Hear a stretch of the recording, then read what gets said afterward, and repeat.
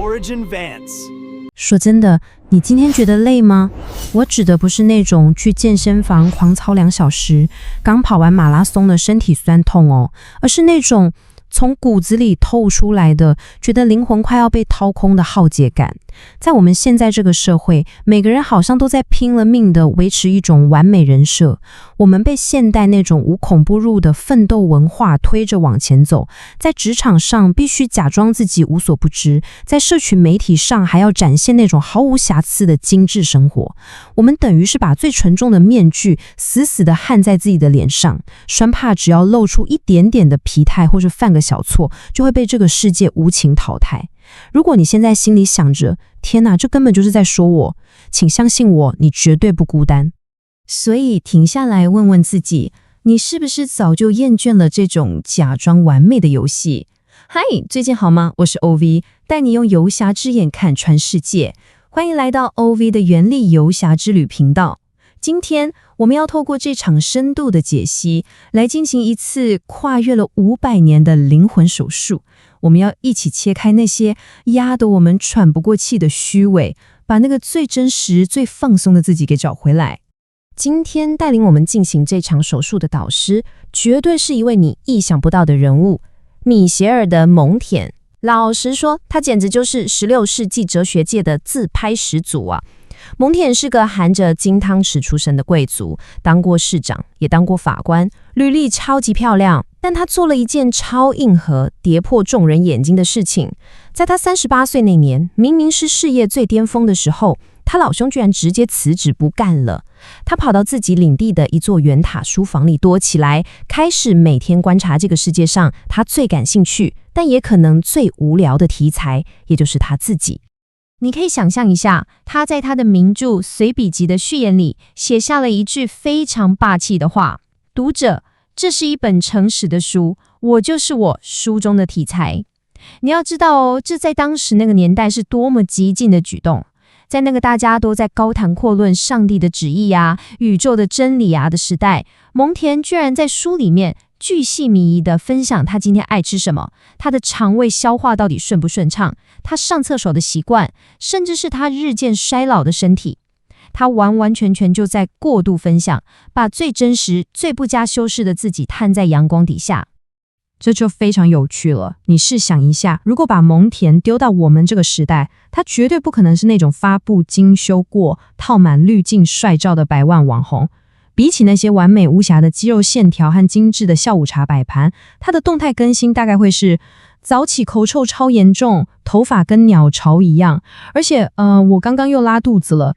這種毫不掩飾的真實，在那個追求神聖的時代是一種大膽的叛逆，但在我們現在這個人人都有容貌焦慮、瘋狂追求零死角完美的濾鏡時代，這簡直就是一帖超級有效的救命解藥啊！那我們到底每天都在焦慮些什麼呢？蒙恬就像拿着手術刀一樣，精準地切開了我們的虛榮心。他一針見血地指出，人類最愚蠢的一點，就是試圖去擺脫自己的動物性。我們就是無法忍受自己變老、變醜、變胖。為此，他給了我們一個超棒的反濾鏡公式：真實感就等於你原本的模樣，減去你試圖掩飾的羞恥。這意思是說，當你不再為自己的生理反應感到丟臉，當你坦然承認這就是身為人類的必然，你身上那件沉重到不行的完美盔甲，瞬間就會瓦解。關於這一點，蒙恬講過一句超級經典，而且帶點地獄梗的幽默邏輯：無論你坐在多高的王座上，你還是坐在自己的屁股上。這句話真的太讚了，對吧？它非常粗暴，卻又無比真實地提醒我們一件事：不管你名片上的頭銜有多響亮，你身上的西裝有多昂貴，只要撥開這些外衣，你依然是一個會生病、會老去、有着肉體凡胎的普通人。一旦你真心地接受了這一點，你就從那種無止境的虛榮監獄裡被徹底釋放出來了。當然，除了肉體上的焦慮，我們現代人還有嚴重的智力焦慮，就是那種生怕被別人當成笨蛋的恐懼。蒙恬在自己書房的天花板上刻滿了各種格言，其中最著名的一句法文是 "Qui sait", 翻譯過來就是"我知什麼"。他非常驕傲地去擁抱自己的缺點，超大方地承認自己記憶力極差，專注力不足，而且判斷力還常常搖擺不定。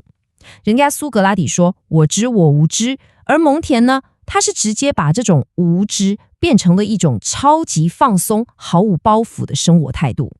你反觀我們現在的生活，特別是現代職場，簡直就是一個逼迫大家瘋狂演戲的競技場嘛。在知識上，我們拼命假裝博學，生怕被老闆或客戶問到；在能力上，我們硬撐着要表現完美，一犯錯就覺得天要塌下來了；在評價上，我們永遠活在別人打分數的目光裡。但你看看右邊的蒙恬模式，他坦誠自己無知，把思考當成一場有趣的遊戲。他承認自己的缺陷，只專注在自己真正能做好的事情上，而且他只在乎對自己的觀察。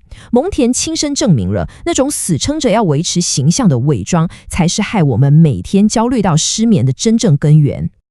這完美的說明了一個超重要的道理：承認我不行，或者大聲說出我真的不知道，根本就不是放棄，更不是什麼丟臉的失敗。它其實是一種極度聰明的戰略性撤退。你仔細想想，如果你不需要把80%的精力都浪費在假裝我很懂這件事情上，你是不是就能把100%的能量拿來解決眼前真正的問題？所以咯，請把這個真理刻在心裡。真正的強大從來都不是無懈可擊，而是你有勇氣大方地展現你的不完美。在我們這個時代啊，每個人每天都被社會的擴音器大聲鼓勵着要卓越，要非凡，一定要成為所謂的人生勝利組。如果你自認只是個普通人，好像就代表你這輩子很失敗一樣。但蒙恬對這種觀念提出了超級強烈的質疑。他說，最美麗的人生就是那些符合普通人類範本的人生，有序但無奇。這句話在今天聽起來簡直完全違反直覺，對吧？但蒙恬深深認為，能夠把一個平凡人的角色安安穩穩、踏踏實實的演好，這本身就是這個世界上最高難度也最偉大的一門藝術了。那你可能會問，到底什麼才是平凡中的偉大呢？其實就是這些日常到不行的小事。真正專注地去品嘗一口食物的味道，對好朋友展現毫不掩飾的誠實，還有接納自己每天上上起伏的情緒波動。說真的，做這些事情聽起來一點都不酷，也不會讓你在 IG 上獲得幾千個讚，更不會有觀眾在台下為你鼓掌。但正是這些深深扎根於大地的平凡行動，構成了你生命中最堅實、最核心的支撐力，讓你能夠真正的與自己和解，獲得那種踏實的快樂。而這場靈魂手術最深的一刀，是要切開我們對生命終點的恐懼。蒙恬在晚年的時候深受腎結石的折磨，在那個根本沒有麻醉藥的16世紀，你可以想象那種痛楚有多麼可怕，多麼難熬。但他怎麼面對呢？他沒有選擇逃避，反而是一邊忍受着劇痛，一邊近距離的去觀察這份痛苦。他發現，當你不再拼了老命去抗拒痛苦，不再恐懼死亡這個每一個人都逃不掉的必然結果時，死亡就瞬間失去了威脅你的力量。這就是對生命最終極的坦誠。好啦，聽了這麼多500年前的哲理，我們現在到底該怎麼具體實踐呢？我幫大家整理了3個超級實用的現代蒙恬式手術步驟。第一，做個出醜實驗。今天故意去暴露一個微小的缺點，比如在開會時坦白承認一個你根本不懂的術語，你會發現，哇，世界根本不會因為這樣就崩塌。第二，寫真實感受日記，拜託不要再寫什麼成功學了，寫下你今天的嫉妒、懶惰或是恐懼，只要單純觀察，不要批判自己。第三，每天給自己一段卸下身份盔甲的時間，安靜地問問自己，如果拿掉名片上的頭銜和亮麗的外表，我那個赤裸裸的靈魂到底還剩下什麼？來到我們今天這場解析的尾聲，我想來做個 OV 的個人心得總結。在這個每個人都在拼命演戲，人人都怕丟臉、怕得要死的時代，你的真實反而是你最強大、最無法被取代的競爭優勢。蒙恬的這把手術刀精準地切除了我們那顆腫大發炎的虛榮心，還給我們一個健康透氣的靈魂。當你敢大聲說出“我就長這樣，我就是不懂”的時候，其實你就已經贏過了那些躲在濾鏡背後提心吊膽的傀儡了。